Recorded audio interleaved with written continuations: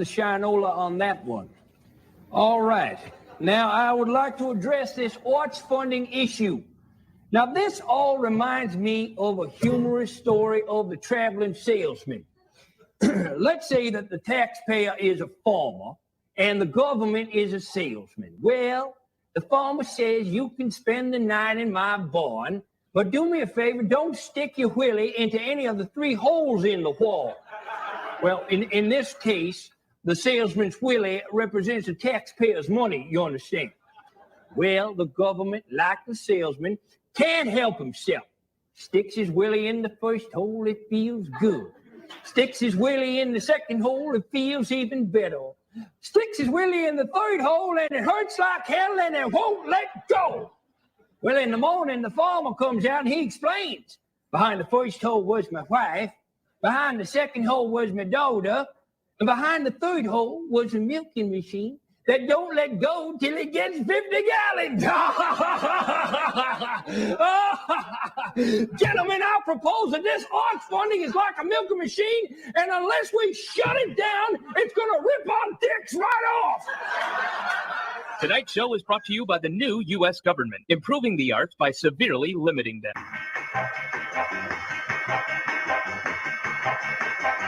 The city's quiet this evening. I'm getting a little bored.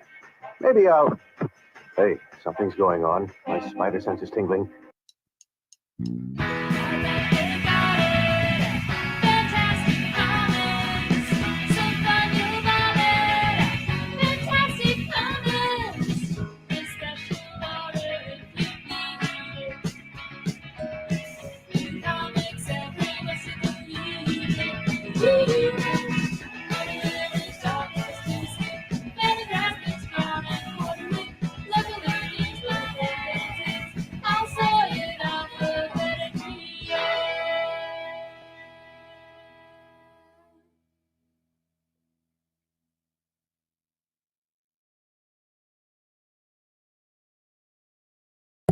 Hello, everybody. Welcome to the show. I think that actually worked. It might have been loud enough so that people could hear it.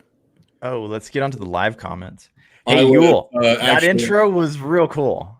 Oh, that was an okay one? No, that was real cool. All right. Thank you. I enjoy. You showed me the very beginning of it, and then you sped on to other things, and like that was good. That was real nice. Like, woo, transition to the Spider-Man jumping. I'm kind of bored. Yeah, that was the last time I used OSB. OBS.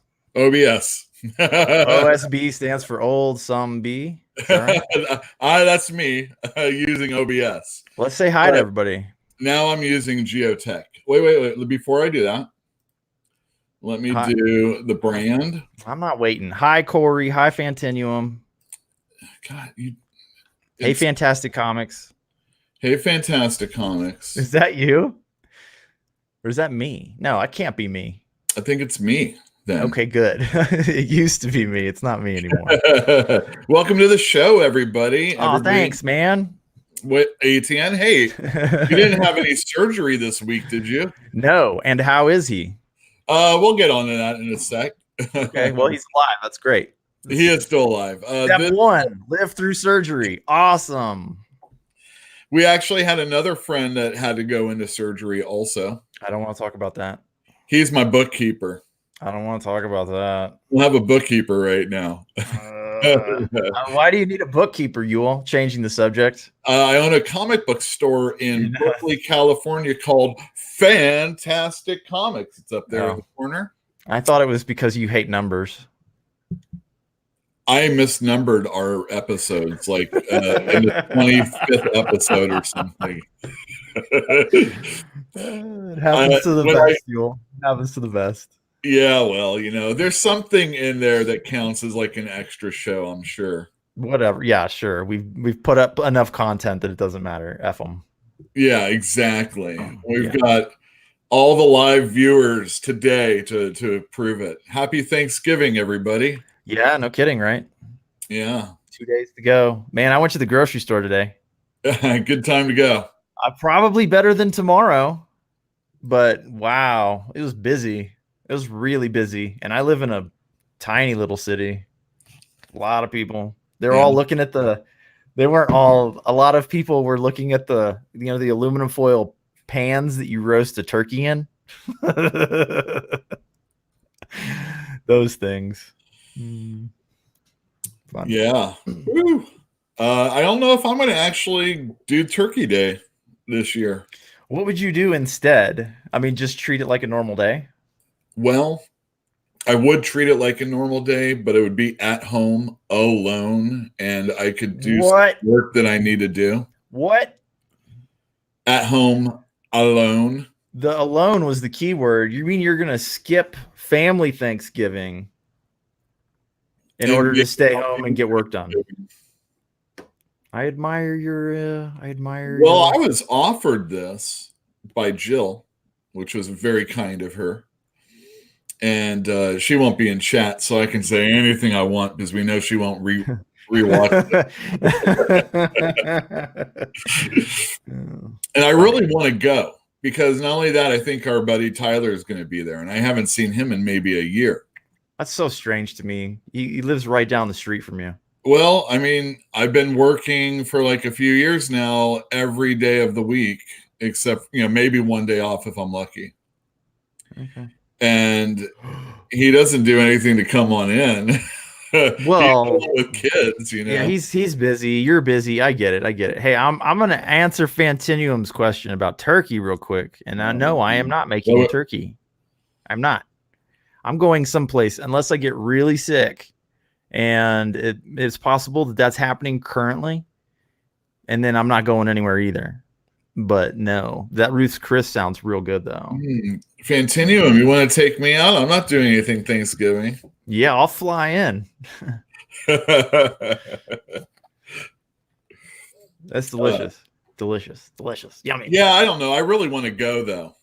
You can always go for a little while. It's not like you'd be stranded. You have a vehicle. That's true. Parking over there is a B though. Oh, I'm so sorry. It's really bad. I'm so sorry. I'm terribly sorry. You might have to walk a block.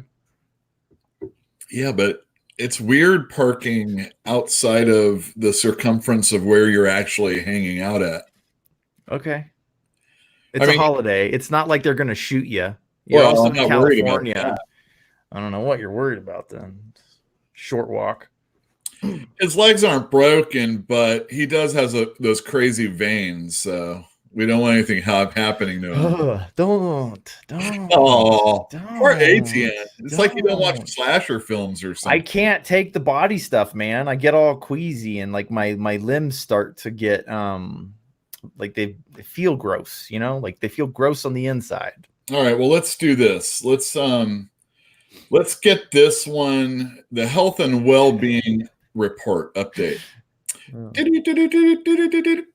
We have a bookkeeper that unfortunately suffers from diabetes. Anybody that knows this store and knows him will know that it hasn't gone well for him. So we want Todd to get better, keep in good spirits, and let's hope he can stop this process altogether.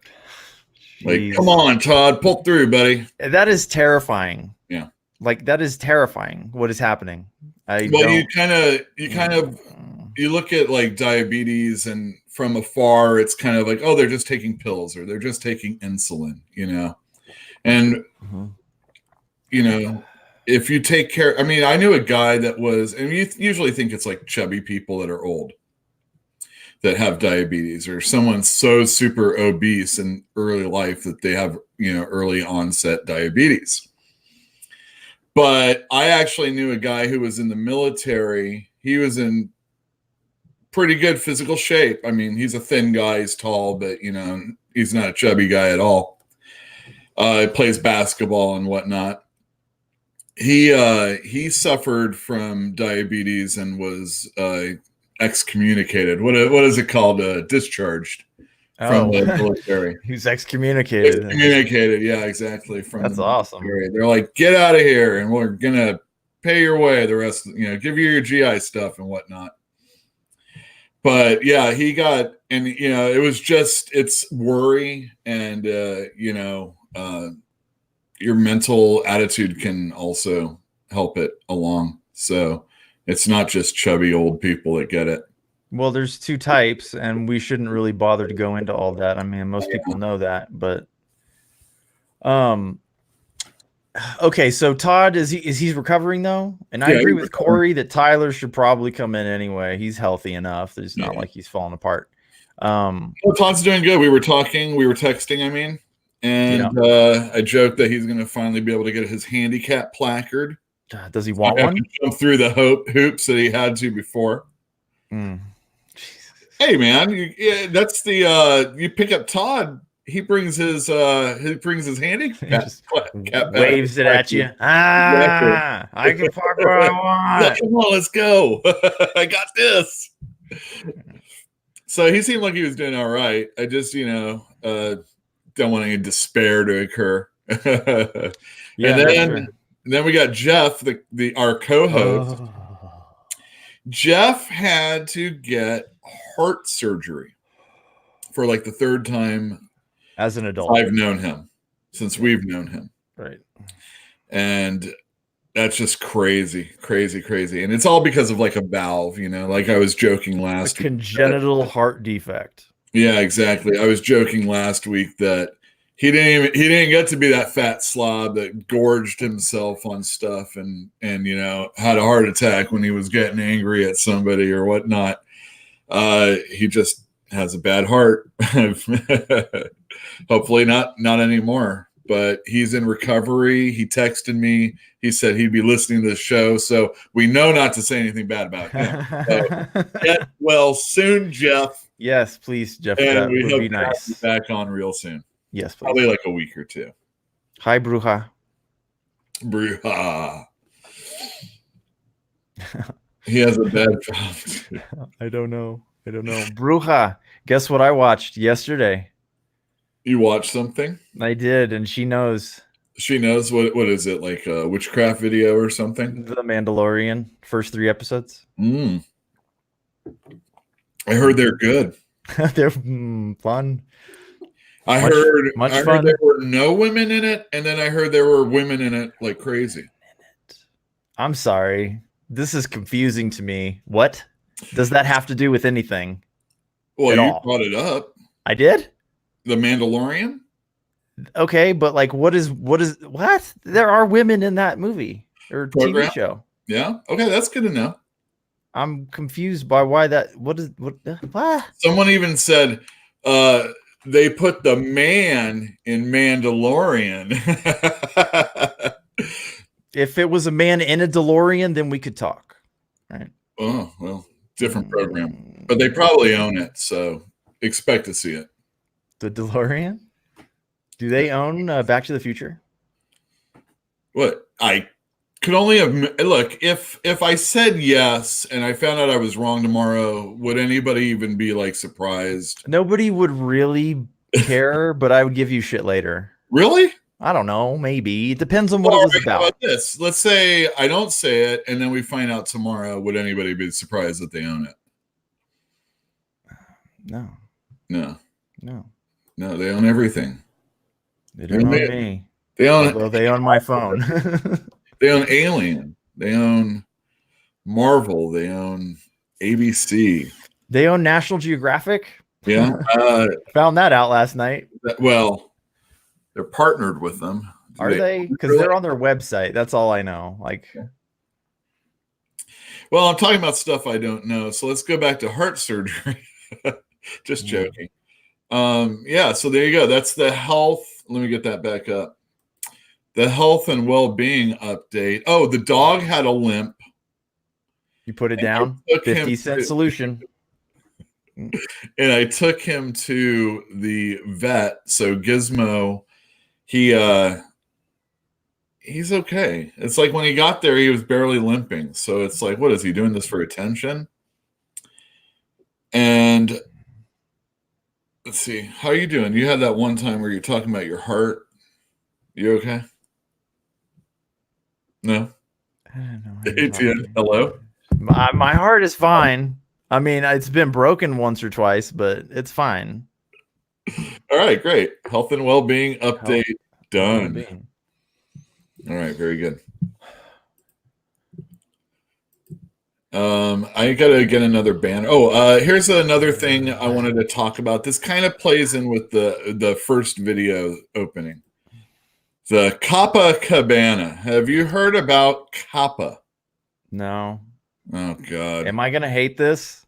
Is this you bringing something up that I'm gonna hate? Well, again, it's kind of something I don't know. I've listened to people talk about it on videos, so you can imagine how much truth is in this. Go on. But COPPA stands for, and I'm gonna not tell you, it's a child protection agency.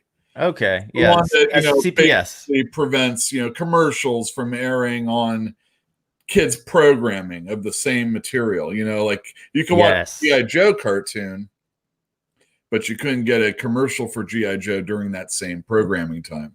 What?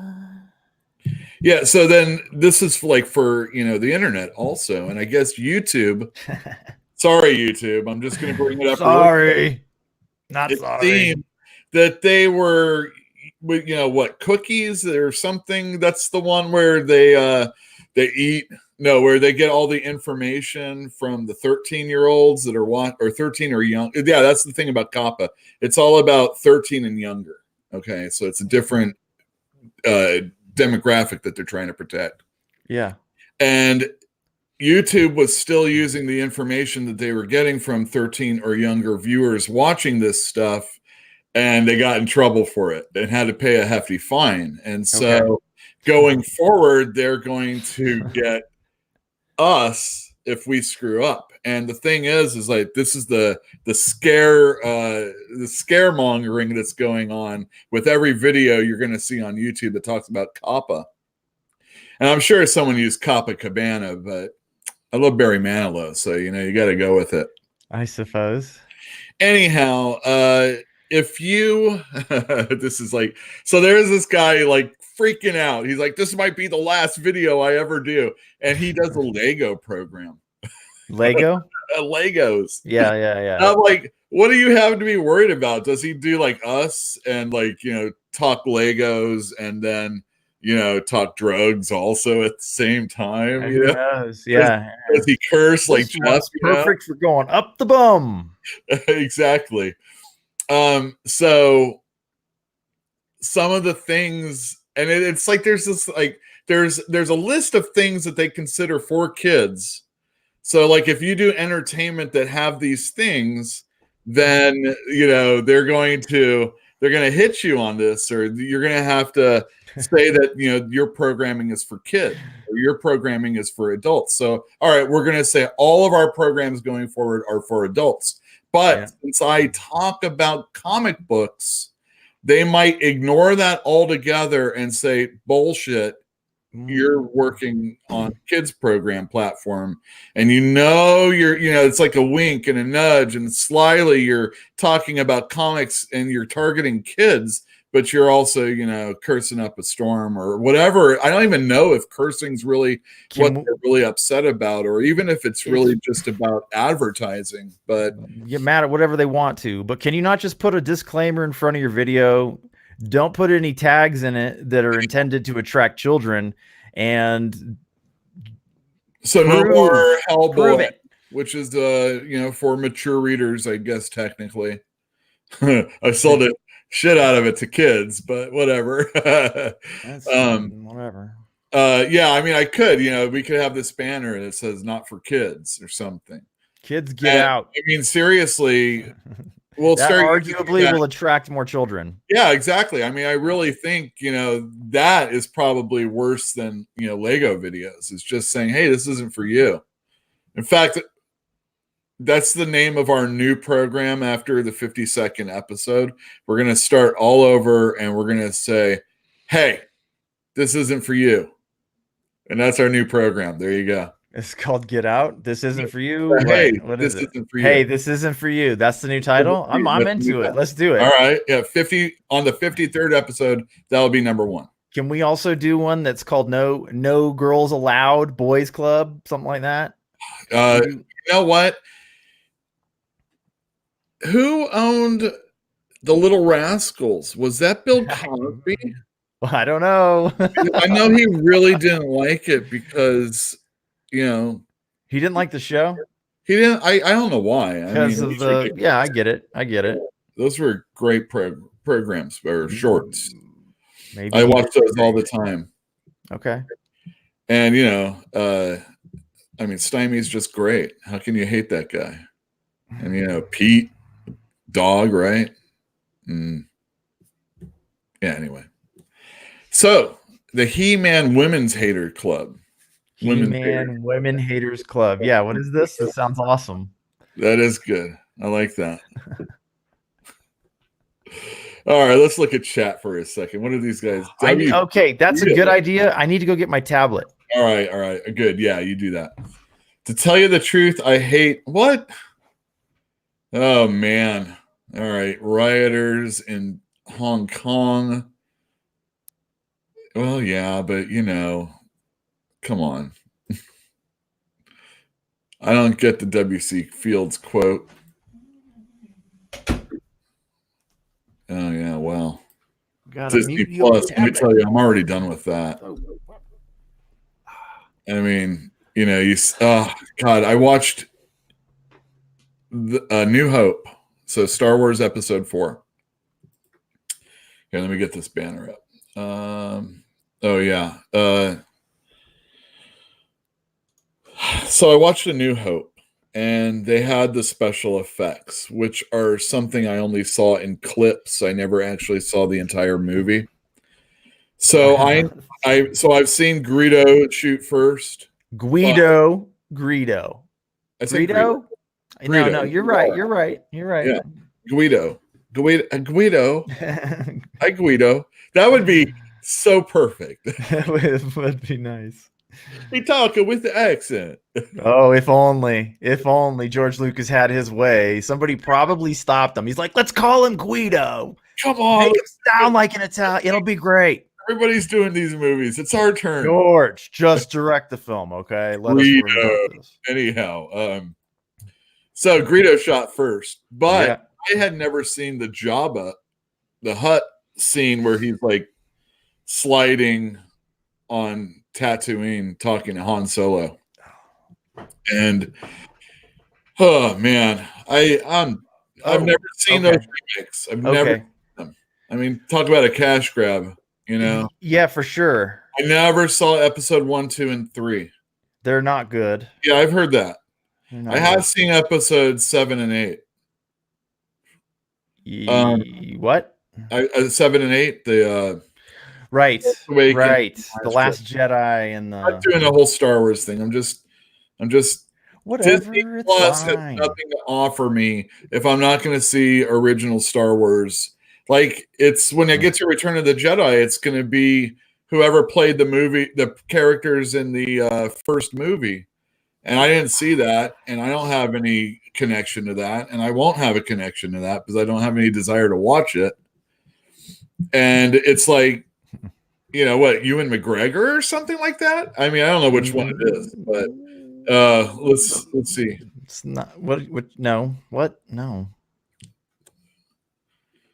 Wow. Okay. I think Rogue One is the best one that they've made in the last 30 years.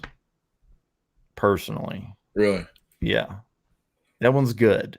The Mandalorian's pretty good too, but it's The Mandalorian's good. It's a little campier than Rogue One. Rogue One's kind of gritty and I don't know. It has a lot more realism to it. But it's a lot of fun, The Mandalorian. It's popular to hate The Last Jedi. And I mean, there's a lot of things to hate about it. And I hate it. But again, I'm not really. I hate even more is Disney. I've hated them for a long time. I went to Disneyland back. There was a time when us California residents could go to, Southern Cal, I know for sure, could go in with your ID and you can get in for like $20-25, whatever it was. And when Jill and I with Jeff actually went to Disneyland like 10 years ago now, I was shocked that these tickets are like $100 to get in. I'm like, what the hell? I'm a California resident. I mean, you're a SoCal resident at that, right? Yeah. So, but even before that, when I was in my 20s and it was a time to really hate on, all established stuff like that, Disney owned KCAL Channel 9 in Southern California, and they had a 2 or 3 hour block of cartoons in the afternoon, which would have like DuckTales and, Oh yeah. all that stuff. Yep. Chippendale's Rescue Rangers. I didn't really watch all that. Darkwing Duck. And they had a little section. Check this out. They had a little section at Disneyland during that time, and it was like their KCAL land or whatever. It was like Nintendo games on pedestals that you could play that had like Darkwing Duck and stuff like that. And I was just like, man, there's no magic here anymore. It's just them selling something to me, which is actually very, very much perfect that Disney and Lucas would be two company, the one company together.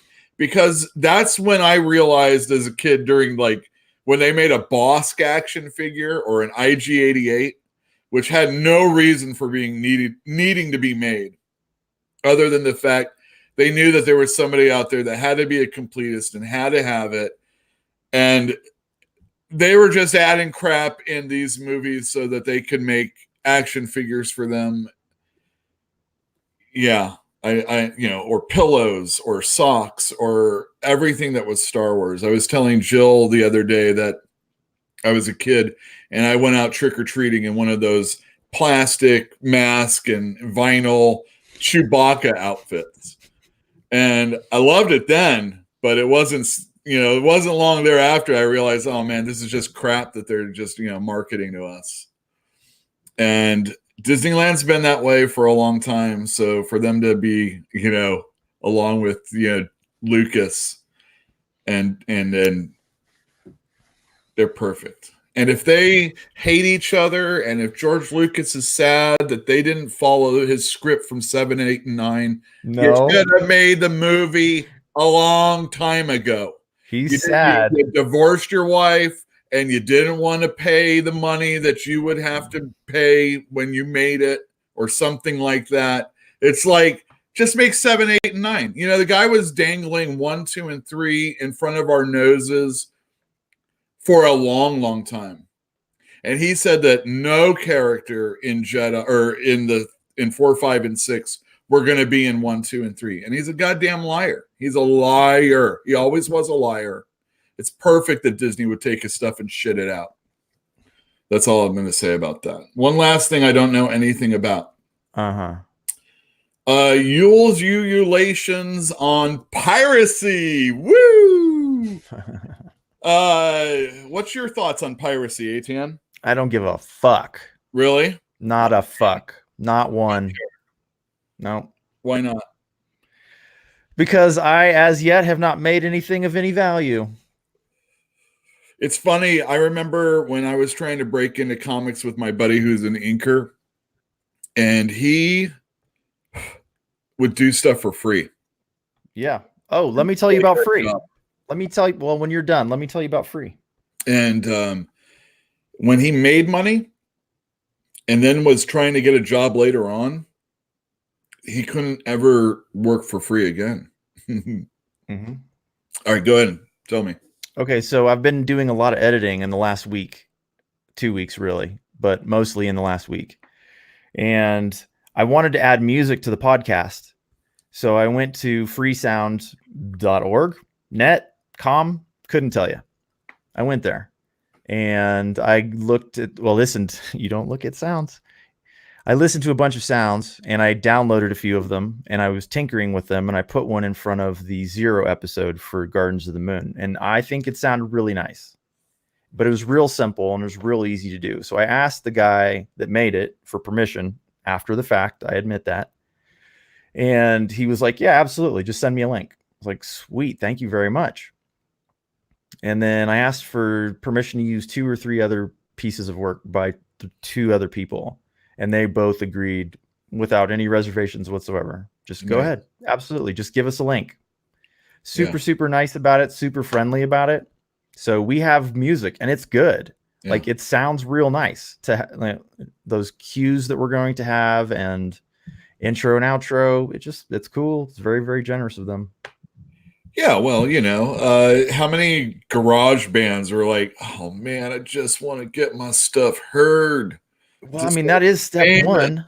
That is step one. Yeah, right? well, I mean, it is make something, make it visible or audible, get it out there. But you have to make something first. Step one. Then there's your your Metallicas out there, and it's like they always seem like they forgot what it was like to ever even be in that garage band. The gentleman that is their drummer was never poor. Right. So he never remembers what it was like to be in a garage band. I'm guessing they had studio space. I'm guessing they never suffered for money. Well, that may be true, but I mean, well, maybe that it's all right. So that's interesting because I can bring it back to comic books a little bit on this one. Bob Kane, who created Batman. He knew about publishing. Batman. He had some money and he had connections, and so he was able to basically own everything that he had going forward. Smart. I'm sure there's more to it than that, and he was also really, really shady. I mean, Bill Finger, who later goes on and draws Batman, and other people that work on the book, they're creating characters, and Bob Kane's just basically signing his name to it. And there's a lot of people that have talked about it, and no shortage of that kind of information. The reason why I asked you about your feeling about, well, I mean, we're talking about online piracy, and specifically we're talking about comic book piracy. Obviously, I kind of care about it. Owning. What is the definition of piracy, though? It's when you download a comic book for free. What is that website that I used to use for work for our show? Something like that, yeah. I don't remember what it was called, but I mean, that's what their site is. Yeah, it's a great service in that respect. I got all of our images from them. Yeah, I mean, seriously, you could have gotten all those images from a Google search usually. Also, no. You don't understand. It's like refined. It's designed for me to find comic book images. If you use Google to do that kind of research, you're in hell. It's like you want a database that's already compiled all of your information before you start searching. Because if you have to do the database, well, build the database your damn self, right? So, I could rationalize how you're using it. Yeah, so can I. Yeah, because you're not reading a comic book. You're not. No, I didn't read them. In You're the right. same way that other people are using it for, right? Yeah. If I went and got a comic book like that, I might possibly be doing it for editing also now. Only because I don't have the wherewithal to take a comic book. Well, actually I do, but I just don't really want to Photoshop and stuff like that. I don't want to take the time and effort and energy to put these things together. And we were talking about that before the show. So if anybody goes to our show or our channel, you'll see that I took one of our reviews from last week and I put it in video form. So what did you title it? Far Sector #1 review. I don't know, something like that. Yeah. Do you watch Joe Rogan or listen to Joe Rogan? I have in the past. He does the clips, like the short clips from the Joe Rogan Experience. Yeah. And they're like, he had Josh Home on the other day, and like he's the Queens of the Stone Age guy who is the Caius guy who like I still kind of pay attention to. Mm-hmm. And like click, and there's like a nice short clip of a particular topic. So it's like exactly like what you did. And I think you should do it every time. Like I think you should take clips out every time. Yeah. I'm going to start trying to do that going forward. I mean, do you like it when people add to your workload? Do you enjoy that? It's very difficult. Hey, read more pages, review more books, make more videos, run your store more. Do your videos better. Always better. Do your intro better. Always better. Try every episode should be better. thing on your video. All right, so let me get back to this piracy thing. I'm going to share Yes. screen. I don't want my keyboard. Do this. I'm going to mute my mic. It's all right. So, you're going to mute? All right. This is my Twitter account. Anybody that follows me can find me at Big Blue Ewell. The reason why I'm pointing this out is because Jim Zub says here, remember 6 months ago when I mentioned that comic piracy numbers were easily 20 times legitimate buyers and it was a real problem. Sometime yesterday, a bunch of other comic pros looked closer, saw the numbers, and the cold chill of it really hit. And he's all, yup. And he goes on, and he talks about it. That's all there is to that. I don't want to get in a whole, Jim Zub thing. So he has talked about on Twitter often about piracy, and he has charted how many downloads his comic books specifically get. And it's very upsetting because one of his books was Champions, and he really enjoyed writing it. It's the younger characters in the Marvel universe. And, it's a good book for burgeoning comic book readers. And I agree. Jim Zub does a really good job, and I've enjoyed a lot of his comic books in the past. He does one for Image, or has in the past, called Skull Kickers, but mostly he's doing Marvel, and he also does a lot of fantasy stuff.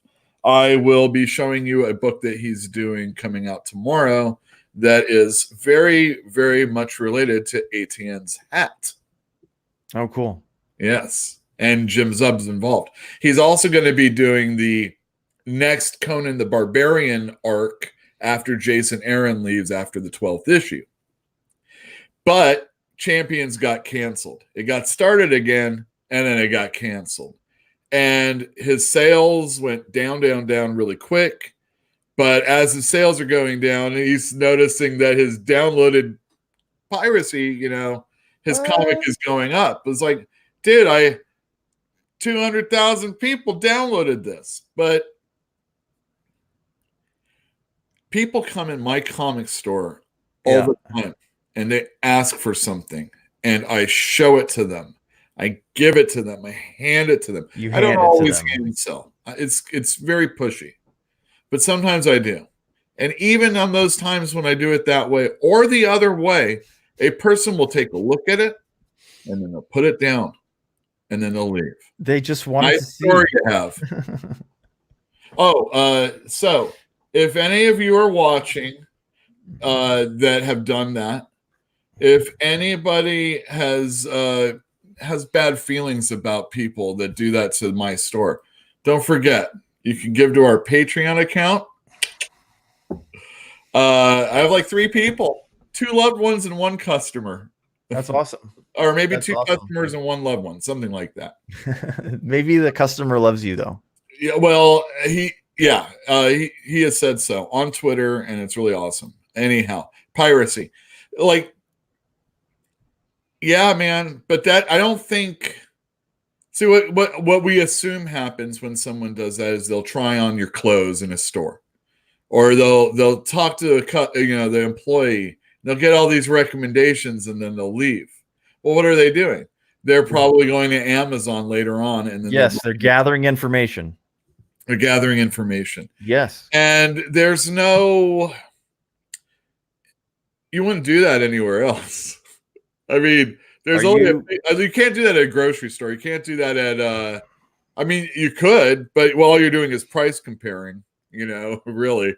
You can't do that at a restaurant. You can do it at an ice cream store. You can? Yeah. May I please have a sample of that ice cream? Yeah, you can. Yes, I may have a little spoon. May I have another one of those over there, please? I'm just curious. How many samples do you think you can get away with? And I think we should film this at different locations. 3. 3. You think 3? Any more than 3, and you are pushing it. You are pushing it. People that are listening, remember this. This is another program we're going to do. That one's going to be great. Hey, maybe we can get Fantinuum to help. He has that whole gimbal thing and everything. That is hilarious. All right, hold on a second. If you want someone to shelf, yeah, really. Yeah. I don't know. It I have a sucks. question. I have a You question get for really you. upset when people walk out. I have a question for you. Yeah.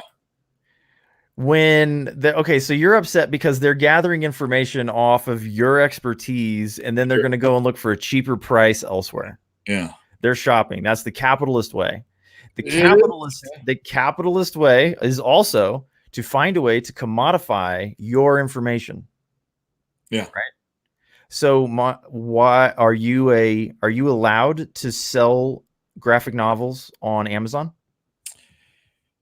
Yeah, but I don't want to sell them cheaper. I mean, I have a store to keep up. Don't sell them cheaper. Sell them exactly for what you want to sell them for. If you have 100% rating on Amazon, Right. people will buy your more expensive book over that cheaper book with the lower rating. You're just trying to give me more work again. I am trying to answer your That's question. good. I like that. I think you're asking me a question, and I am trying to answer it. Nonetheless, I mean, if someone's going to come in and take up your time, yes, you should tip. Doesn't it feel good though when you have expert information and people want it? Aren't you getting paid in gratitude? If it was something like for YouTube where people view and we have a conversation here. Yep.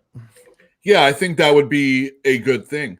But when they're coming into your store, the store costs a lot of money every month, just to open the door. They talk about how much does it cost every day to turn the key. Yeah. And I've had customers, like I say, nice store, great store. Yeah. I've had everything you wanted. What's up? I don't. Oh, I do. I do have Watchmen. I want everybody to know. I do now have Watchmen.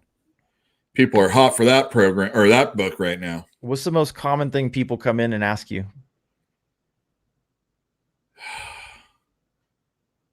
Or a couple of the most common, whatever. One of the most common. What do you mean? Like what kind of book that they're coming in asking about? Are they asking you what's good for an 8-year-old girl? I think what do they want to know? I would separate it in a person that's looking for someone else, and it's usually a kid. Okay. Or someone who's looking for themselves, and then they're looking for a series that's like something that they've read. Right. Also smart. Yeah, and that's fine. A lot of times if someone's shopping for another person, they don't really know what they're looking for. Yeah. So what a lot of times I'll ask them is, what do they like? What is their favorite movie? What genre appeals to them? Mm-hmm. Are they history based, or do they like superhero? Do they not do you like historical characters? Personally, I don't like. Yeah. I don't like story. I don't like altered reality. Harry Turtledove and all those fellas. I'm not a fan because I remember there was this comic at Comic Relief called Luftwaffe 1940 whatever. Yep. And it's like, what if? Well, what if what? What if what? And I'm like, I don't like this at all. Personally, I'm not a fan of that, and I don't like it usually with I don't like my sword and sorcery mixing with shooting pistols and stuff like that. Yeah, laser pistols and Dungeons and Dragons. I mean, there's a few times when I'm willing to let go, but I'm not willing to let go forever on that kind of stuff. It's got to be very limited. It's a slippery slope too. It is. I mean, if you're in space, what do you have a saber for? Even if you're pirate themed, it makes no sense. Anyway, I don't know. I don't think the people that pirate comic books online are actually people that are wanting to come in and purchase them in comic stores. It's not. Jim Zub's looking at it like, wow, that's 200,000 comic books we didn't sell because people are stealing it. No, it's not. Totally it's not. The wrong way to look at it. That's, hey, this is available to steal, and then only 200,000 people were willing to do it. That's 2 million people, you know, They wouldn't have bought it. If that Taylor Swift broad is putting out an album, you know, it's or I remember even better because I can actually talk about this and know about it. They were actually touting HBO was actually touting the numbers of stolen Game of Thrones you know, views, like how many people stole it, you know, to say, oh my God, look how big we are doing, you know, holy cow. This not only are 7 million people watching it legally, you know, a gazillion people are downloading it also. And there's like you know, you're never going to get all that money. Those people are not willing to spend that money. They're not going to. Some people will. Some of those people do. But that, I don't know. A lot of people are, well, what are you doing? You know, people actually attack Jim Zub and other. So Landry, our buddy Landry Walker, he does comic books. He was getting into the fray. Well, I shouldn't. It's Twitter. I'm going to say getting into the fray. He was getting into the fray, talking about piracy and how bad it is. And he also writes game. You know, he was talking about like gaming manual. Or no, I think Jim Zub was talking about gaming manuals. So like comic books and role playing games he feels they get hit the hardest because people aren't really making a lot of money doing these things. Often writing comic books or working in role playing games are labors of love. You can't ever really fully expect to get rich off this stuff. And, you know, seeing all those potential sales going away is very irksome. I understand that. But I think I don't think it's right to be counting on those as sales lost. So it's definitely not. It's definitely not. The end of my ululation on piracy. Okay, so the 200,000 downloads, it's not, those people wouldn't have paid for it. No, right? I don't if maybe a tenth of those people would. Maybe. I mean, how many times do you download something and not watch it? All the time. All the time. All the time. Almost every time. All the time. I downloaded the Game of Thrones illegally the first year that it was available. Yeah. Never watched it. Not one episode? Never watched it. Hey, no spoilers. This guy is waiting for the books first. Not really. Not really. I really don't care. I'm done. I've written him off for now. He's done. See, this is so funny because he doesn't even know what happens to Jon Snow. Don't care. And I'm not even talking about the end. Care. I'm talking about right in the freaking middle. Don't care. So you don't care? I can tell you, everybody wants to hear this. Huh. A little Jon Snow spoiler action. I don't care. Yeah, go ahead. He gets killed. That's okay. Well, that's not even surprising. That dude gets killed. It's not even surprising. I mean, spoil something for real. Like I couldn't have guessed that he was gonna. They are all gonna die. Everybody's gonna die. No big deal. He gets killed by his own people at the Night's Watch. And he goes through so much shit to get to that situation. But it's hardly a spoiler. Anyway, that's it.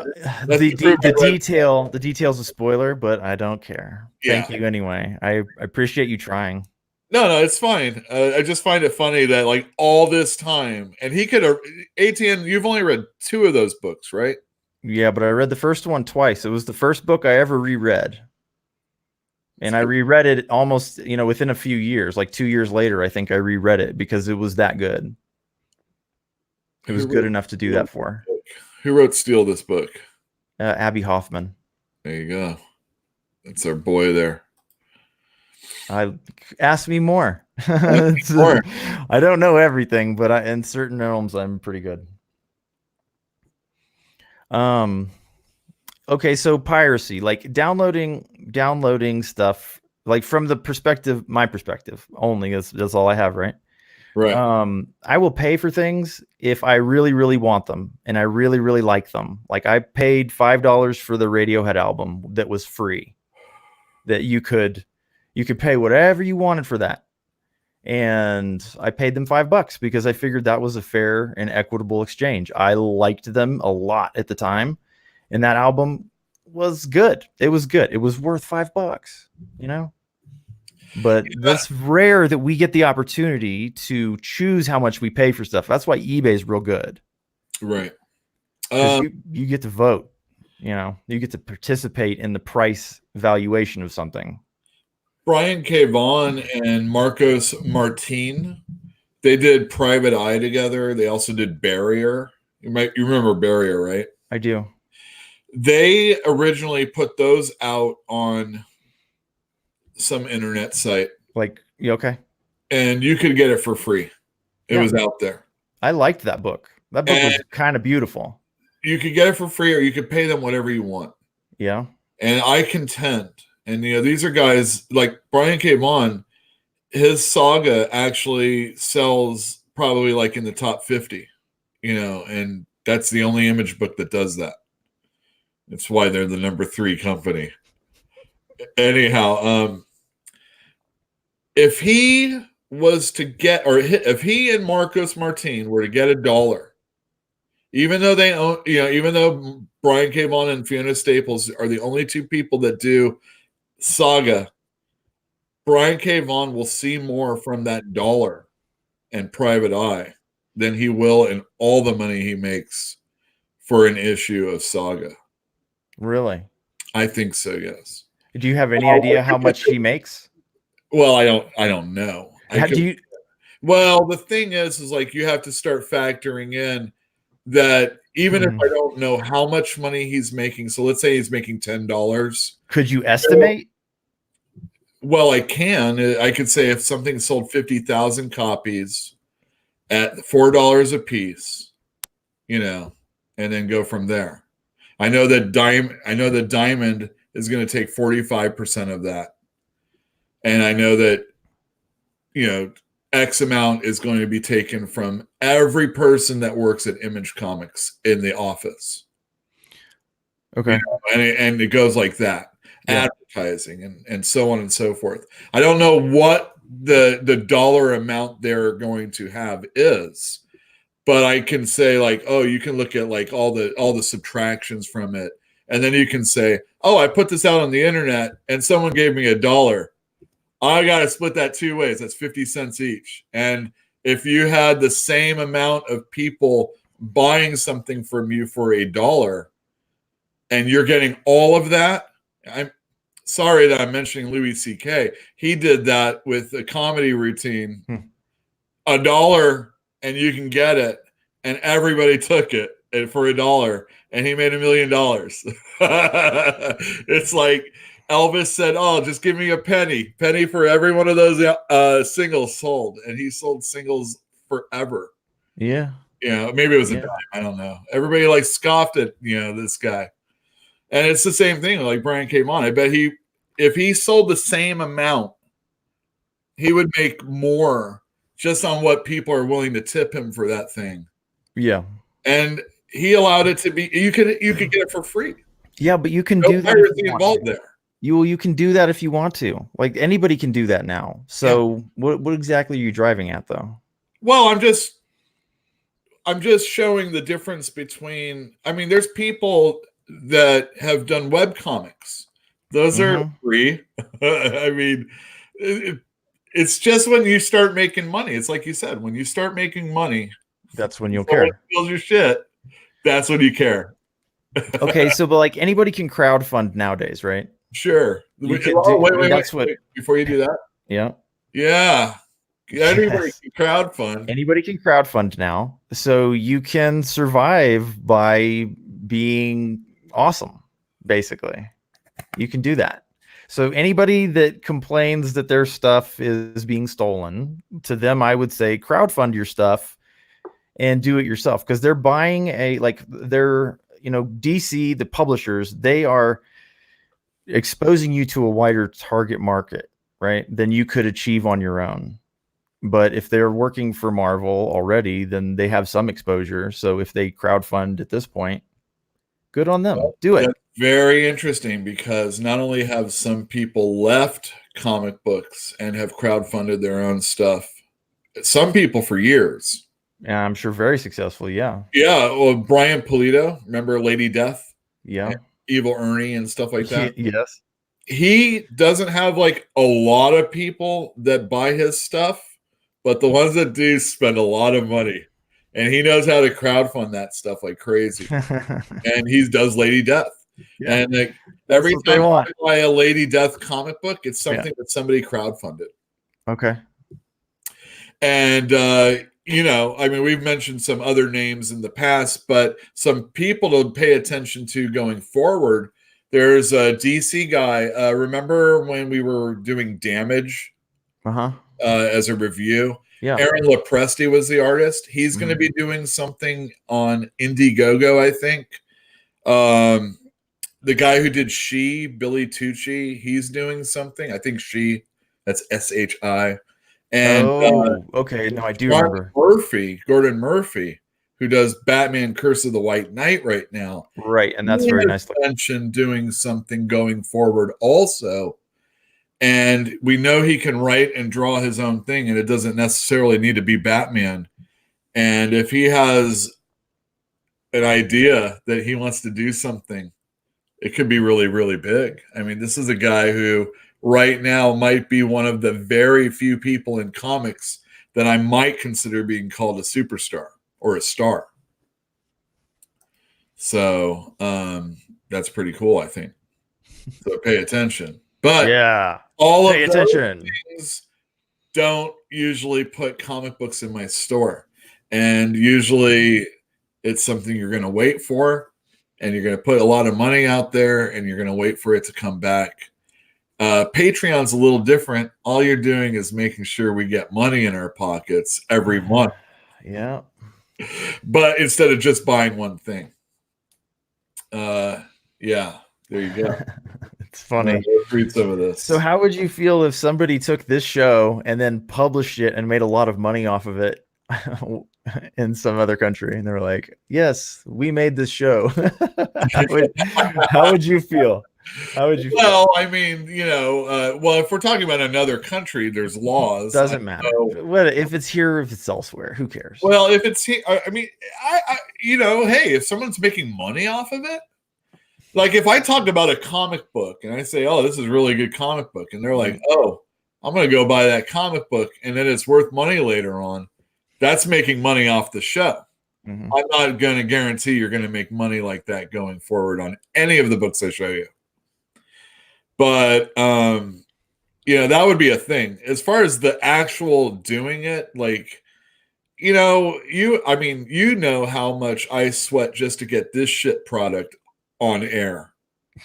And for someone to go and then use that and make money off of it, no, I think there's some, you know, some money that would be due me, you know, definitely. Pay me.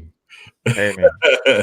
Exactly. You can't just take my voice and do that. So do you remember Machinima Internet? I think they were a publisher of like animated short films for like on YouTube. It was like one of those kinds of companies. No, I'm not familiar, but it's where they publish Battlefield Friends, which is the way that I found out about them.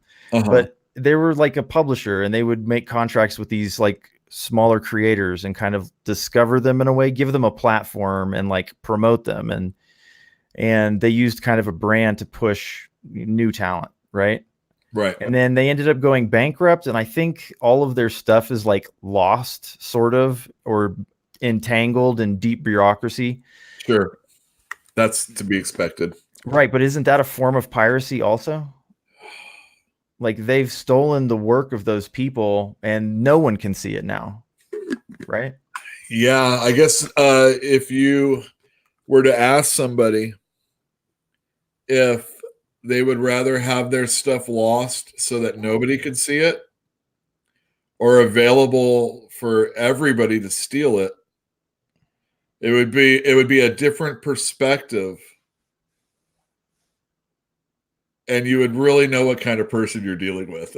At least what kind of artist you're dealing with, you know? I feel like that's kind of the crux of how I feel when I say someone is carpet bagging, or coming into comics to write their screenplay. Yeah.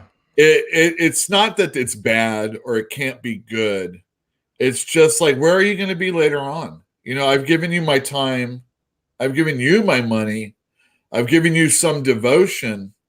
And then you're just going to go write screenplays based off this comic book that's not going to come back anymore. So do you despise Neil Gaiman for abandoning comics? Yes, like when he did at the time? I don't believe he's ever really come back, and he's just tickling. Yeah, you're absolutely correct. He doesn't do signings at comic book stores. I don't think I've ever seen him do one at a comic book store anymore. Even like one of those big ones. You tell me in the chat, tell me in comments down below if I'm wrong. I'm not really dogging on him for that, but he wrote really popular comic books, really popular, but then he wrote really popular novels. I don't know if I said it this way on the store before. His novels don't do for me what his comic books did. Naturally, you don't sell his novels. Well, I've had him in the store, and I do sell. Come on, you're a comic book store. You're not really a bookstore. I'm talking about a person who read Sandman and a person who's read Neverwhere, Good Omens, Anansi Boys, that type of stuff. Yeah. He is not as good a writer. He is a 10 comic book writer. He's a 9 comic book writer. I bet you he makes more money from the books. He's a 7 novelist. I bet you it's where the money is, dude. Hey, all the money. Money, then we might as well just talk Todd McFarlane. I think it's you don't want very to progress influential. as a writer, that's fine. If your barometer of success is how much money you make, Rob Liefeld is the great artist. Didn't you say earlier that once you've worked for money, you could never go back? No, I can. You can. Well, I don't know. Why would you? Your work never becomes. I'm sorry, I didn't hear a word you said. I'm sorry. I said I've never made money doing something artistically. Yeah, and I get it. This YouTube show that we do, whatever the next one was, we have it on earlier in the show. Whatever the next one is, I don't expect to keep making money. If I was lucky enough to make money one month, these people that like put all their effort into it is, that's sell a t-shirt, Yeah. Get some other stuff because like you sell people don't usually watch the entire video, Yeah, okay. That Far Sector video was 5 minutes and like 6 seconds long. Okay. And most people make it 3 minutes. I watch a lot of reviews at 1.5 times. Oh, yeah. I do that for a lot of stuff. Right. If I don't care about the artistry and I just want the information, I just listen faster because I can understand faster. Yeah, it's helpful. It's helpful, and the time that you spend watching the video is represented accurately, right? Right. So some people do that, and whatever. It's just part of the numbers, man. Don't worry. Don't worry about the numbers. Don't worry about the numbers. Worry about having a good time, right? That's really what we're doing. We're trying to hang out because I can't live there, and you can't live here, and we can't otherwise hang out other than this. That's right. All right. So I'm going to talk about comic books just for a second. Yeah, of course. It's a comic book show. We talked about piracy and stuff like that. That's cool. As it reviews. This is not a review. This is a sellout comic book. This is my copy. That's the question number 1. That's a black label. You can see it's like a magazine size. Woo. Yeah, I like magazine. I've only read about 5 pages of this. It looks great. And this ends, you know how like there's the Legion of Doom and how they come out of the swamp in that, what did I miss? What's so funny? Sorry, I'm muted. Anyway, The good guys have a ship like that at the end. Everything looks horrible. One of her sons. So she has 3 sons. They all despise her. One turned traitor, went with her, and it changed the battle, the tide of the battle. Okay. And that's it. Dude, let's change the title of this section to spoilers. And just that happened last issue. I'm not even everything. I hardly spoil anything. I know. You're really good about it, actually. You know what? There was one other thing. I'm going to share screen in order to do this. Okay, I'm going to go away. Bye. All right, fine. Let me just do this. And I don't really, you know what? I'm not going to do this.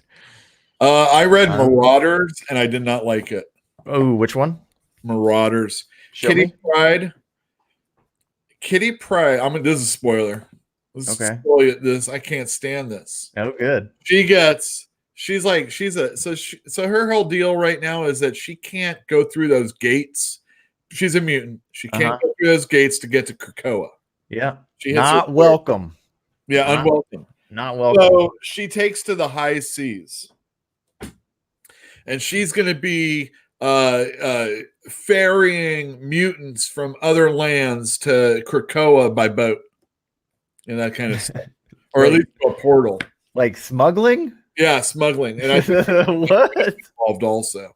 Awesome. Because the mutants make those drugs that humans can totally benefit from, but not every country is down with, accepting mutantism. So she goes and she's like drinking and she goes to a tattoo parlor and on her knuckles, she gets hold fast. Okay. Tattooed on her knuckles. Okay. And I'm like, that has got to be the lamest stuff I've ever seen in a comic book. And I'm thinking like, so Jerry Duggan, he does a lot of comic books for Marvel. And so he's there. He's a writer of theirs. I don't like when people take a character and change them so much. And like getting like, I don't know, there was this time when, anyway, tattoos on the knuckles. If I have to like believe whatever somebody's going to do to take those away in the future, it just feels so very now. And only this book. It doesn't seem like something that should be lasting. And I know I'm only getting hung up on one aspect of it, but it really took me out of it, and I did not like it. So there. Yeah, I said on Filthy Burger, my Instagram account, I said this is just upsetting, and I said no ink hashtag no ink is the new ink. Yeah, well, that's pretty true. I mean. All right, previews. Jim Zub, the guy we were talking about earlier. Never heard of him. Doing this Dungeons and Tombs book. It's through Dungeons and Dragons, and it's a young adventurer's guide. So if you are a young adventurer and you want to know more about Dungeons and Tombs, I found out that there's other books of these that I didn't know about, so I'm going to make sure to get those. But it's pretty cool. This book has good illustrations that go with what they're looking at. They have a section for different dangerous areas. They talk about the tomb or the Temple of Elemental Evil, which is a classic for people that know Dungeons and Dragons. They talk about Chult and Ravenloft right here. Ravenloft is like a Bram Stoker kind of land. Oh, yeah.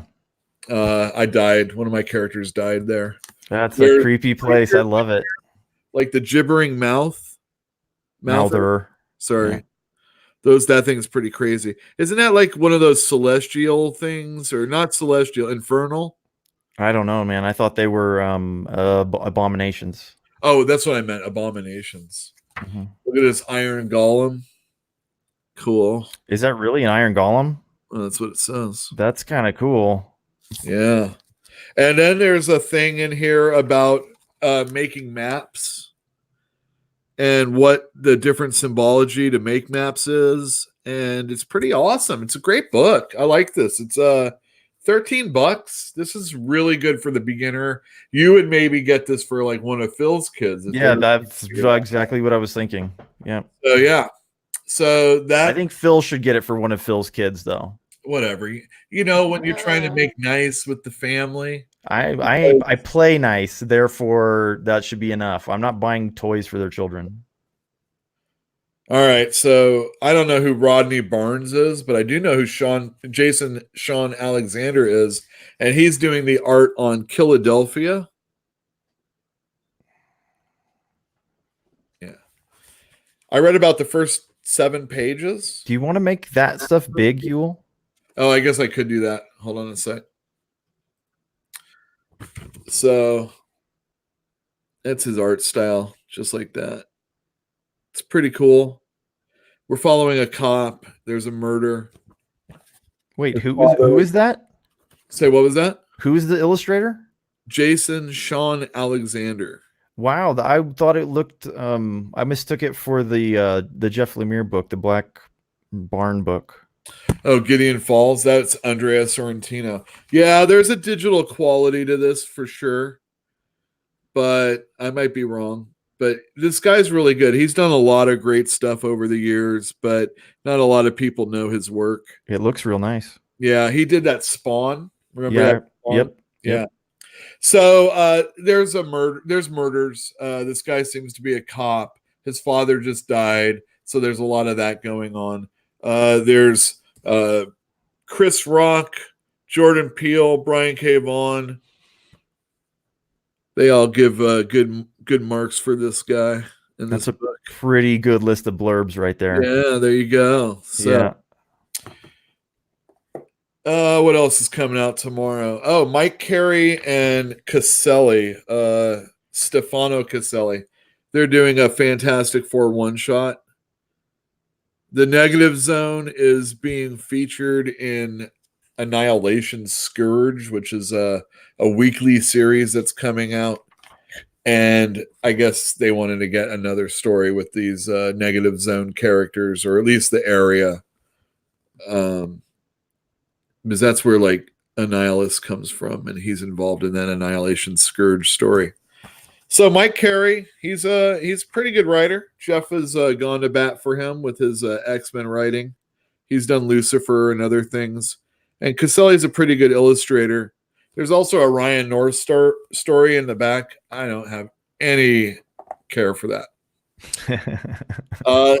Sandman has a new addition to the Sandman universe stories, the imprint. How much did Neil Gaiman have to do with this?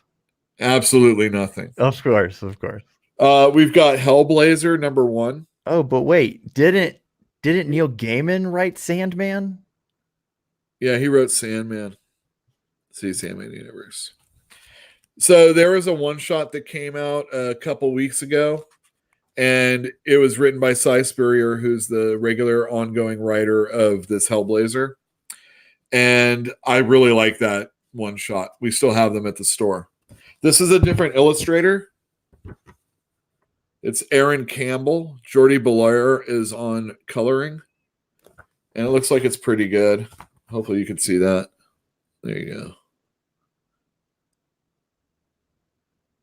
And like I said, man, John Constantine, he's still smoking. Yeah, that looks real nice. Yeah, good looking stuff. Anyway, Hellblazer, I'm looking forward to it. That one shot was excellent. The second and last issue of this part of the Grand Design, Fantastic Four Grand Design, is out tomorrow. Even the paper looks like it's been smudged because some kids read it for years. And then it was an adult that had it in a cardboard box, maybe sealed, but of course, rats got around to it. And he's telling the story of the Fantastic Four from beginning to end. And I'm not sure where this is going to leave off, but I'm assuming he's going to do the entire Kirby Lee run. So there's Black Panther. It's probably his introduction to it. So it's around 50. Maybe you get to Galactus on this one.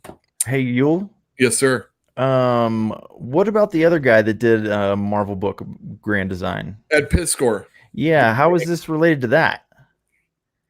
same style. It's just he decided to call it Grand Design. Well, I think they're buddies. They've done interviews with each other on YouTube. I've talked about cartoonist kayfabe before. Tom Scaly's been on that. He probably either got the idea or Marvel said, damn, this X-Men's so good. We got to do one for our other teams. Who would do the best Kirby? And if I had it called up right now, I'd show you Godland, which is an Image comic book that Joe Casey and Tom Scioli worked on. And it's very much like Kirby. Okay. And it's really, really cool also. It's like it was a fresh Fantastic Four. It was Godland though, and it's really trippy, and definitely some drugs are involved. Nice. What do we have next? Oh yeah. Action Comics. This is written by Brian Michael Bendis, my fave. Did we see a Year of the Villain something yet last week? Did you preview that one last week? There's Year of the Villain going this whole year. Okay. Don't worry about it. It was probably Justice League. Maybe not. It had an acetate cover. Yeah, there's acetates on, like all of them are acetate this month. Okay. There's just another one. Anyway, John Romita Jr. is doing the artwork on the inside. That's kind of cool because I'm a big fan of his. Klaus Janson. Oh, inking. Oh, nice. They're back together. There you go. Wow. Yeah, I'm a big fan. I'm going to read it because I just want to read a good Superman. So I might read this one and like it. We'll see. Or hope to like it. Batman Superman has been dealing with the Batman Who Laughs. And I think that this Supergirl annual ties into that. Because if I'm not mistaken, she is infected by one of the Batman Who Laughs batarangs. New Mutants comes out tomorrow. That's co-written by Hickman and Brisson with Rod Reis doing the art. I really like the first issue of New Mutants. It was very, very, very good. X-Force #2 comes out. I only have a couple copies, so you better come in quick if you want to get it. Everybody else has it on their hold. I do have extra copies of this one, but not a lot. It's Fallen Angels. It's the second of this issue, and it's another Dawn of X book. It's got Psylocke, Young Cable, and X-23. Running down the list, Swamp Thing, 100-page special. This is #2. They've actually done 2 of these. Anyway, they're going to have 2 new Swamp Thing stories and a whole bunch of reprints. $5. It's a pretty good deal. I think this is the book I'm most looking forward to, though. I would like to look at that. Yeah. Yeah. Well, anyway, so that was my big rundown of comic books for previews. Comic book previews. Yes. Comic book previews. That's appropriate. Yeah. All right, let me get this stuff up. Let me tell you guys about what I'm doing later this week. I'm going to be on the Wrestling Council. If you're at all into wrestling or know somebody that is, it's going to be on Thanksgiving. If you're a lonely turkey, you can show up and watch us, because I got to say, I thought our show, you and me and Jeff, last week was one of our better shows. Like really, really good. It was. Yeah, no, I agree. It was good. I mean, I knew that we were going to talk about Preacher, and I knew I could lengthen that out, but it was really one of our better shows. I just liked it. I thought we were clicking very well. Right. On the Wrestling Council last week on Thursday, it was the same thing. And it was 4 of us. And we were just like not cutting each other off. We all had a point. We were succinct. I made a couple jokes that landed. One didn't. It was like, wow, this was like the greatest show. I'm sorry. I should do this from now on. Get me out of there. But anyway, this week we are going to be on the S&B network. My buddy Boogie works on that with a couple other guys. That's the Comic Cast podcast is over there, and he also does something about Tennessee sports. Who cares? But the comic book show is very, very good. And I always joke that it's my second favorite comics show. Yes. I never say this is my favorite, though. So just to let you know, if you're at all interested in wrestling, we talk pro wrestling. And that's pretty much it. We don't really get into the whole MMA thing because, like, who cares, right? But if you like pro wrestling, especially AEW, we've been talking about that a lot. Let's take that off. Let's take that brand off and put that. Fantinium wants to know something. Yeah, I'm looking. All right. Why do you think I like Sword and... Oh, wait, that's Bruja. That's Bruja. What did he have to say? Oh, I am excited for King Conan. Are you? Am I? King Conan? Is there a King Conan coming up? I don't know. No, the answer is no. No, I am perfectly okay with that. I would have to see who the team is working on it, and I'm looking. Yeah, well, I don't know if it... All right, so Conan has been very good. Savage Sword of Conan has been very good. There have been a couple of stories where I was like, but overall it's been very good. The Bellet story, I didn't care. It had artwork I wasn't into, and I just didn't care. There's also that Valeria story that's coming out right now. Meredith Finch, she's actually going to be doing a crowdfunded comic book also, but she wrote that. And I just don't care. I don't know who Valeria is. I mean, I do, but I'm just not. If Conan ain't around and the art isn't like thrilling me, I'm probably not going to read it. Yule. King Conan. Who is it going to be? Yule. He might be referring to the movie. Oh, there's a movie?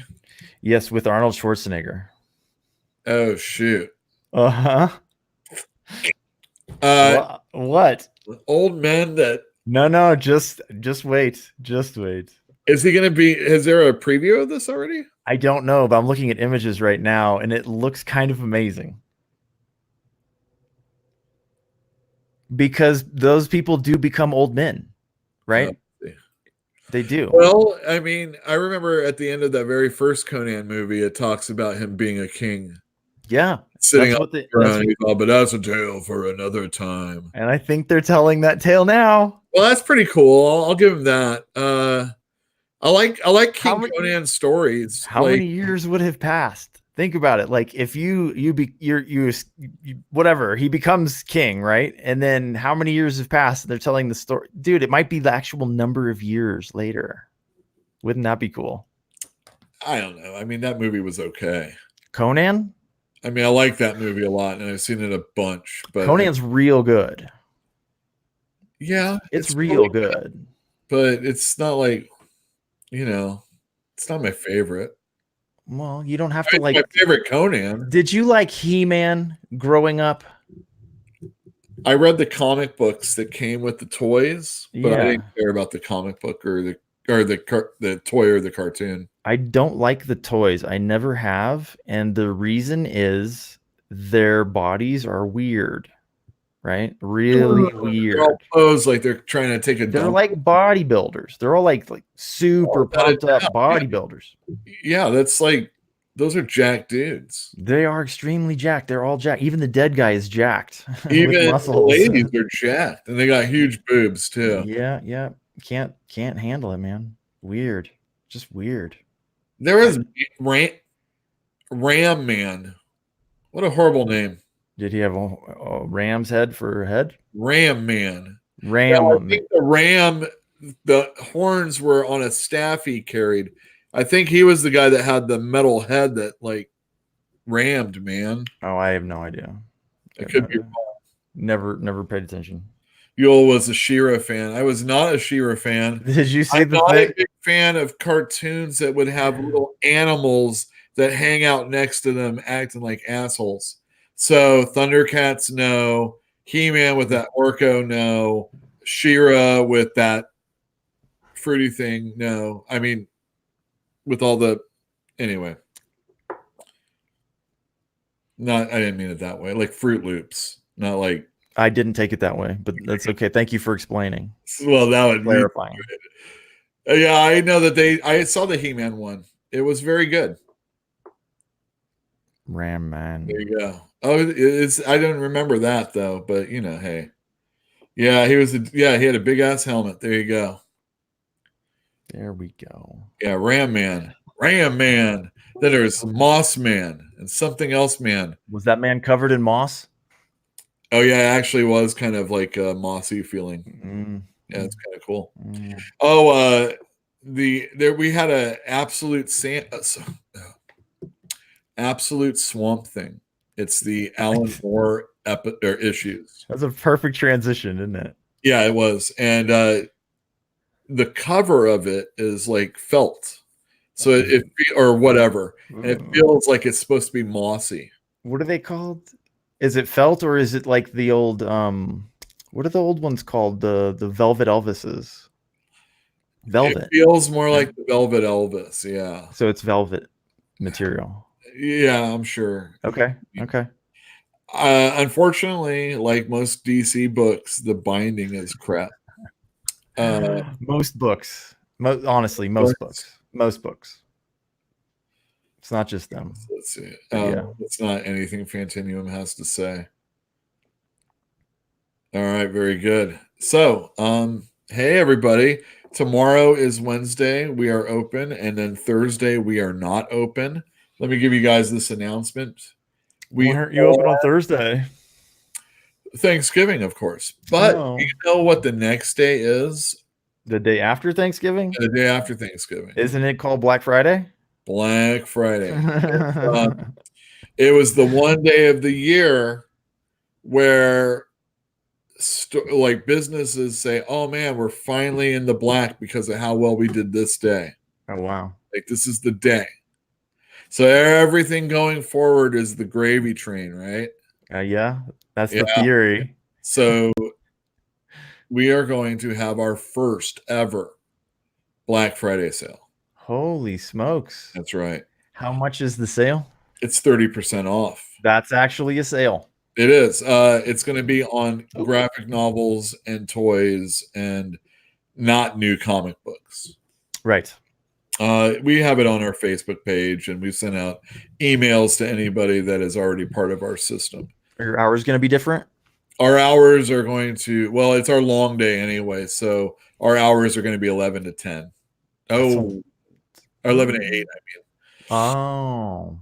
No, I was thinking of opening earlier anyway, but I didn't think about it that way. Nobody's going to be rushing in to get in our place, though. Black Friday. Black Friday. They're going to be there. They're going to be like right on Game Face at half-price books, and it's going to be ridiculous. And then they're going to filter. And the one thing is that we find out is that a lot of people are away from home right now. Yes. So we're not even like courting most of our regular customers. That may be true, but there are also people visiting their children in college instead of the other way around. And there are people who are coming home to Berkeley for the holidays who aren't your normal customers, but may still be in the area. That's right. So do you know what Saturday is if Friday is, well, actually, you know what Monday is, right? I don't. Monday is Cyber Monday. Monday. Okay. Saturday is Small Business Saturday. I should probably pay attention to Cyber Monday.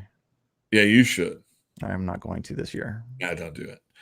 Small Business Saturday we have been doing ever since we've been open. In fact, I think Small Business Saturday actually coincided with our first year of being open. Oh, cool. I remember watching early morning MSNBC on the weekend, and they would do a whole, your business kind of segment once a week. And that's where I first saw this Amex Amex holiday for small businesses called okay. Small Business Saturday. And we're going to have a 50% off sale that day. Oh, cool. 50. So 50. 50. Yeah, we were going to joke and get a 51% off sale so that it's more than half price books. But I had thought, maybe we should make it higher. And Eugene was like, no, people are going to look and go, whoa, half off. And they're not going to go, whoa, anymore and say 60% off. Right. Well, you're only losing money in that part. Yes, right. So, all right, very good. So if you dare wait for Watchmen, you could come in on Saturday and get it half off. Please tell me. Please tell me you have tons, though, right? No. How many do you have? How many Watchmen do you have? I have a bunch. Okay. Yeah. Anyway, there you go. Okay. I got you. I got some. I got a few. It's and more. Other books. Do you want mine? I don't have Sandman right now. Well, I do have Sandman. I just don't have every Sandman. When there's like 10 volumes and then there's all this other junk that goes along with it. Right. I don't have any Sandman. Yeah. But this is the time to get the other ones at a very low price. Yes, that's ridiculous. Yeah. 30%'s good. That's a real sale in California. Yeah. And I keep hearing something. But 50 is obviously even better. It's out a lot also. I was talking to my brother and I said, look, you got to consider all of this stuff that we have in the store is already purchased. And if there's anything that happens where we're going to go to another spot, yeah, I don't want all this stuff. No, hell no, you don't want to move it. So not only would everybody be helping me out by coming in and getting 2/3 books, but if you are one of the first 10 people to get to spend $100, then you're going to have a possibility of getting a prize. A Merry Christmas. It'll just be a prize that I have. Yeah, we're going to have 10 prizes. What are the prizes? Gift certificates, some John Constantine action figures, and a couple. The gift certificates, you won't know how much they are, but they'll be different prices. Okay. Prices. Right. And that kind of stuff. Yeah. Maybe a comic book. Good stuff. All good stuff. Yeah. Well, I mean, think of the John Constantine as a booby prize. What does that word really mean? What does it mean? You were the loser, so you got the prize. What? You got a prize for being a loser. I need to look the word up is what I need to do. I remember my mom would come home from bunco games. Bunco? Yeah, I think that's what it was called. What's bunco? It's a bunch of ladies in a room and they scream bunco when they get bunco. And not bingo. Bunco. Yeah, it's dice or something like that. Dice. Oh, maybe somebody in the comments. Is this lady gambling? Is that what this is? I don't know about gambling, but my mom, she came home with the booby prize, and it was actually like a thing, I don't remember what it was, but it had boobies on it. Oh, so it was a pun as well as a door prize. Boobies, or something like that. Yes. Okay. Yeah. Yeah. Turnover. That's right. How many times have you had to move with a massive amount of books? And we're not talking about conventions. We're talking about your home. That's how I get rid of a lot of my stuff. That's why you get rid of your stuff? Yeah, that too. I joke. I've many times joked at the store where I tell people like, oh yeah, I'm actually in the process of reclaiming some of my childhood books that I've gotten rid of many times in fits of anger. Anger. Maybe one or two of those times, yes, but not always. Sometimes it was moving. I've moved a lot of stuff a lot of times. Yeah. I'll say like 3 or 4. But when I moved up here, I brought a bag of CDs and a couple of books and some reading utensils. Yeah, but now look at what you got. Look at this room. Just this room alone. You only see one side of it. Yeah. There. That's okay. Here, Oh, hey, get a 360-degree camera. Oh, They're all the rage. well. I'll tell you what. Last year. If we get to $1,000 a month goal on our Patreon, I'll make sure to look into that camera. How's before 2025, by the way. that? Right. Yeah. Before that year. Yeah. Before that distant year. But anyway, like always, everybody follow us on Patreon, Instagram, Facebook, or Twitter, whatever of those things you like to visit. I'm gonna put up the good night, everybody. Thank you for tuning in once again. If you're going to be buying comic books this year, do it when they're on sale. Store. Do it in a store, not on the internet. Make sure you shop half price books. And then come on over to ours. What a dick. Hey, good night, everybody. Good night.